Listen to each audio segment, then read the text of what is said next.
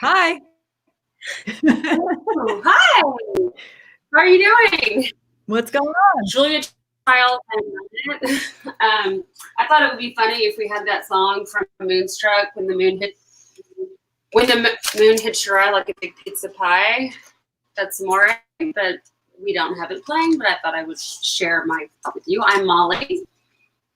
And I'm Cawley, and it is Thirsty Thursday. And Yes, it we should apologize for our Thirsty Thursday last week. It was a little lame because my jaw was injured and Molly was traveling. But we were tasting a really good wine last week. It was just a shame we couldn't start. Yeah, I know. Sorry about that. But we aim to show up when we say we're going to show up. Yeah. And we talked about the orange wine, and it's really unique. So you guys should try it.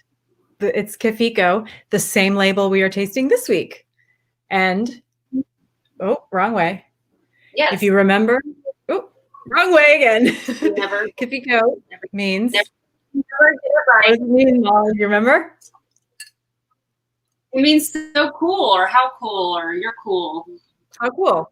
Yeah. And today we're tasting a Primitivo, which I don't think I've ever had before. It was a club wine. It came in, our circle. So it's an exclusive, right? Yeah. But I mean, I don't even think I've had it, Ever? Outside. Yeah, ever.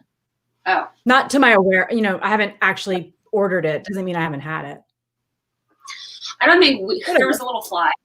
I'm in my big kitchen here in Brooklyn. Don't mind me, it's the wall, and that's the other wall. I've had Primitivos like in 9 Scout and Cellar days, and I like this Primitivo.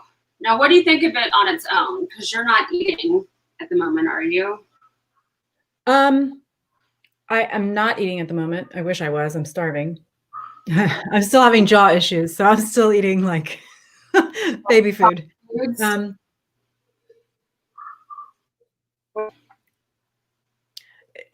It's okay. I mean, I just opened it maybe 20 minutes ago and took a couple sips before we went live, but I think it needs some more time. It tastes a little thin. A little what? Thin, like. Okay. Like it needs more time to open up, or like you said, something to spice it up. Like food. What are you making? I think almost all of the reds from the Che Fico, they pair beautifully. I'm a big fan of homemade pizza. Today I did not make my own crust, but I have in the past. And this red sauce is homemade. It's not quite done yet. Julia Childs, I am not, but it's a homemade pizza. Oh my gosh, that looks so good. Yeah, so I know my mom loves my homemade pizza. I put all kinds of on it. There's a little bit of tuna from Italy, which I know is probably weird for people, but that is a big thing in Italy, is to have tuna on your pizza. And I'm actually, if you can see, these are my herbs de Provence from Nice that I'm not sharing with anybody. I'm hoarding. I always put that on my crust, and sometimes I'll put like a spicy honey, like Mike's Hot Honey or something. But I definitely think I could put that on everything. I know, right? I definitely think these wines go better with acid. It pairs well, and this was one of the wines that really made that made me very more aware of how important pairing wines are. I mean, some wines can stand alone, but I don't think I think this one shines with food. And I've actually had Primitivos, like I said, in non-Scout and Cellar world, and I had a bottle with a friend of mine at Walters in Brooklyn, by Fort Greene Park. It was awful, and it wasn't even better with food. Like it was so bad, So Primitivos for me, honestly, are hit and miss. myself going to be the first bottle that or glass that I'm going to order off of a menu, but I really do like this one. And I really do like it with my pizza. I do agree with you. The Che Fico Reds, I think all need something with it. The whites are good on their own, but the reds I'm not as excited about. Oh, I've only had I think 3 of the 4. So I've had them all, and they're always Italian night for me. They're all like that. Oh, is that your timer? It was it's so hot in my big kitchen. It's a huge toaster oven gamey thing. So I'm just turning my big oven on because again, yeah, it's too hot. Here's okay, and there you have it.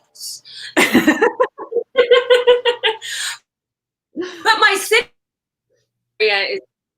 I have you've been to my apartment, my eat-in kitchen, all this space is big, but just here, and it gets so hot. Yeah. So Amy gave me that. So yeah, but I've had all of our the Che Fico Reds, and I think they all pair beautifully with.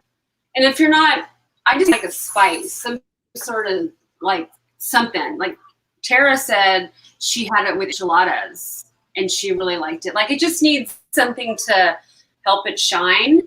Yeah. So I think an instant or a spice would be really good. I don't want to have it with something kind of bland because it really needs that pairing. What does it say on the tasting card? So here, I know you can't really see the color, but it's pretty dark. Because it's a little jammy, but it's still kind of light to me tasting, but it's tasting better now. The next couple sips that I've had. It's definitely fruity, but it's getting bolder, I guess, as I'm tasting it is what I think. It says black raspberry, strawberry jam, and a hint of violet, which I've never seen before. Oh, interesting. Mm-hmm. What's the pairing? And pepper. Pepper? No, pairing is the same. Backyard grilling. I think we need to update these for the fall. Barbecue and backyard grilling, or have someone not in Texas write them on my fire escape. Exactly. Yeah, but my recommendation would be Italian. The first one I had, and I can't even remember which one it was. It was really tart to me. The first Che Fico that I had is the red, and I was like, I did not care for it. It tasted like the cranberry and whatever. And man, I was making pizza that night just because it's kind of a go-to for me sometimes, once a month. Yeah. This one so far, my favorite of the 3 Che Fico Reds I've tried. Yeah. It just made the wine shine. I was like, oh my God, it's a whole other wine, a whole other wine. It's similar to Zinfandel. So for any of our Zinfandel lovers out there, you guys might want to try this. Oh, is it? Can you hear that dog bark just incessantly upstairs? Yeah, definitely check it out. Definitely pair it with food. And I think it's interesting too for people to, even with whatever you're drinking, try your wine on its own, and if you're having dinner or a charcuterie board, and then try it with something, because it definitely makes a difference. We did that big wine education 101 in Destin. It was kind of WSET level 1 and a little bit of level 2, and you can ruin your wine or really enhance your wine with what you're eating. Yeah, and absolutely. And it's good to know that since I'm such a mushroom lover, that's not really great for a lot of wines. That umami or whatever it is. That umami. Yeah. What? Umami. Yeah. Umami. Who umami? What'd you call me? I've only had a couple sips, I promise. Hey, Vanessa. Vanessa's watching. Hey, Vanessa. Sipping with us. Tell us what you're sipping, Vanessa. She's actually sipping tea. Oh, right. So, sipping tea. Enjoy that tea, Vanessa. and we're proud of you for sipping on that tea. So we have talked in the past about how our wines are vegan because, you know, these fining agents that we don't like, animal products, dairy products. This wine is fined with bentonite clay. Is that interesting? Yeah. Fantastic. It's actually a detoxifier. If you Google bentonite clay, it's like used in masks and things for detoxifying your skin and helping with like rashes and acne. But it's a fining agent. People we're also, if I could string a sentence together, we're also taking it with the uniform stuff. Bentonite clay. You can put it helps detoxify, you know, obviously. Oh. There's like tea. They were taking it in pill form? They were taking it like a tea form, or maybe adding it to like their, you know, morning smoothie, because all the stuff with the purple, you know, from that one company, yeah, they were taking bentonite clay. So that's fabulous. I didn't realize that. I must have missed that on the little note. Yeah. Look at you. So smart. Are those people, that's what I'm here for. Are those actual reading glasses? Are they blue light? No, they're just blue light. Yeah. Okay. I don't need reading glasses yet, my friend.